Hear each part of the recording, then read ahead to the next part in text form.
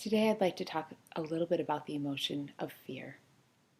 Fear is an emotion that we all experience at different times in our lives, and especially if you have experienced trauma in your past, whether it's a significant event or an experience of not having enough, too little for too long. Fear becomes a significant emotion and can be part of are being stuck in a cycle of behavior or a sense of ourselves that we would like freedom from. And one of the reasons I was thinking about fear is because I overheard an adult say they wanted to use fear to motivate a child towards a different behavior. And my skin sort of started crawling because I thought, oh, I've said that before. If I haven't said it out loud, I've certainly thought it before. And here's the thing I'd like to make clear about fear. Fear is not a motivator. Fear is an activator. And I'll tell you what I mean by that. When we experience fear within us, it is a call to action. That emotion rises up and we know we need to move. We experience that we're experiencing threat of some sort, and we need to find safety. So it's a call to movement. Now, a call to action, I should say. Sometimes that action is to freeze. Sometimes that call to action is to shut down, especially if that is the response we used previously and were successful with. We were able to survive whatever threat came at us. Fear will call us into action. It's an activator, and we will respond likewise. If what we used to survive threat previously was a fight response, when we feel afraid, we will fight, right? We will attack off. We will yell. We will kick. If it is a flight response that we used previously when we experienced fear and we were successful, we're going to run. When we start to feel afraid, we're going to retreat. Fear is not a motivator, right?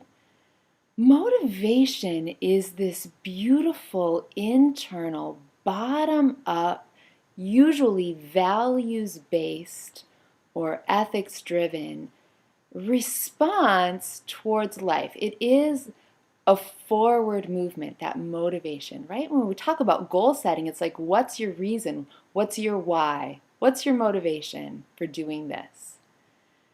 And it's this thing that comes from deep inside us and is sort of I would say, just a positive force towards the kind of life we want to lead. Motivation has a cognitive piece to it. There's an experience likely. There's an emotional component likely. But there's also this cognitive, this meaning-making piece of how we understand the world and how we understand ourselves in it. So if my motivation is that, I want to be the kind of person who is known as respectful, then that will inform my behavior. Thinking of children in a classroom, right? If I have a motivation, if I have an internal drive to be a peer who is loved, that is going to drive my behavior. And it's a very different experience than if fear is activating me towards behavior. So if I'm afraid that if I speak when I'm not supposed to speak, I will get in big trouble, that is creating a very different set of responses versus a sort of a bottom-up internal motivation or values-driven motivation that I have for why I behave the way I behave. As adults, we really understand this because we know, like, my fear response, it's just a response. It's an activation. It often just kind of rises up without warning. And then we have to, slow down that process. And that's some of the work that we do in trauma counseling so that we can bring freedom. We understand that in ourselves, but somehow when it gets to kids, still we want to use this idea or this emotion of fear as a way of extinguishing behavior rather than building skills or helping ourselves and our children. What is the motivation? What is the value system here that's informing the way we live and the way we connect with other people?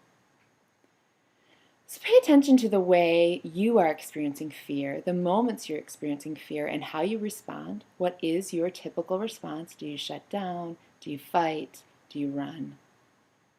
And pay attention to the way you are using fear.